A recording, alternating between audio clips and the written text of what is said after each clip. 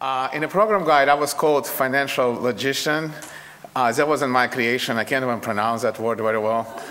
So it's Don Levy creation of it. I like it. So I have a financial planning practice right here in Westlake Village, and I'm going to call myself financial strategist. And my primary work is to talk to people and help them to create and protect their wealth, whatever that means for them. Create short-term, long-term goals. Together we plan for everything, like buying the first house, paying college tuition. That's probably a very relevant topic for a lot of people in this room. Starting a business, saving money on taxes, and ultimately planning for retirement. But my goal is usually, I try to explore all kinds of options, trying to find an unconventional approach, trying to think outside of the box, even if that's a cliche, but trying to challenge the status quo. See, I'm a financial planner, yes, but my passion is education. I help people to build their financial future by asking a lot of questions, asking them what they really want to accomplish, and provide them with information that helps them to make right decisions. And I do want my client to challenge conventional wisdom. Now that comes from my background, so I would kind of want to tell you my personal story, and my personal journey of discovery. I grew up in the former Soviet Union, and all my life I was told what I need to do. We were directed to, we were not making any decision, had no freedom of choosing the way we live, and we have to accept everything was chosen for us. I was told also that the United States is an evil and aggressive country, and the people and businesses in America exploit and mistreat their workers.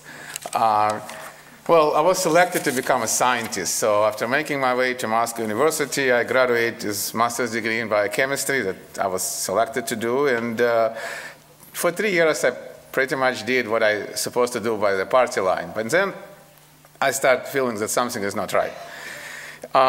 In particular, that everything I was told about the United States was negative, but yet I knew it was a great and powerful country. I began to notice that even anti-American slogans and American articles in government-run newspaper, Pravda, did not seem to ring true. It just didn't add up.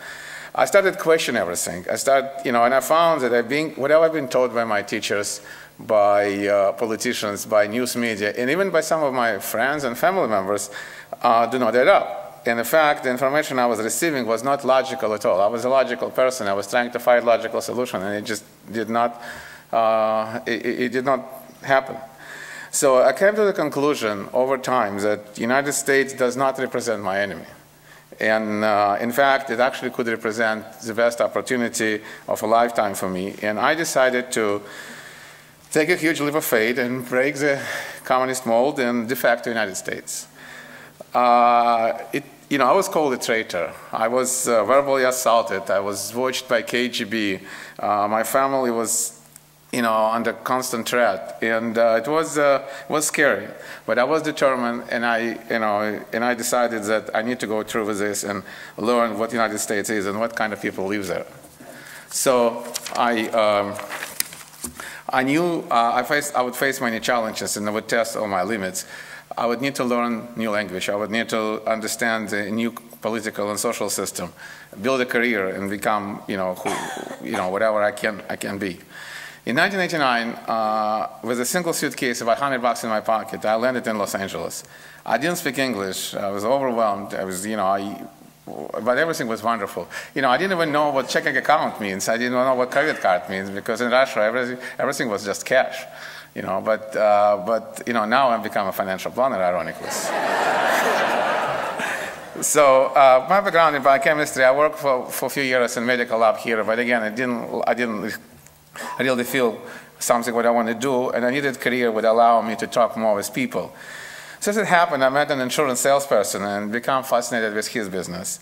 I studied everything I could do about financial matters. I went to American college here, and I studied all the financial subject, and I became pretty proficient with that. But my nature work for me, so I decided to challenge, the same way I challenge political system in Russia, it's become a challenge here for economic system. And for certain things that just people do is just because it's been done for so long, I started looking for logic and I couldn't find it in many cases. So I was not content to blind acceptance of a status quo. And what I started encouraging my people that I work with, my clients, to think the way that they didn't consider before, and what helps them to reach their financial goals. I truly see myself as educator and not just a financial planner. The lesson I learned from my former homeland have served me well, and I want them to serve to my client. And I didn't want to use a cookie cutter approach for life and for financial planning. 20 years ago, sitting in Russia, I could not imagine where I'd be here today.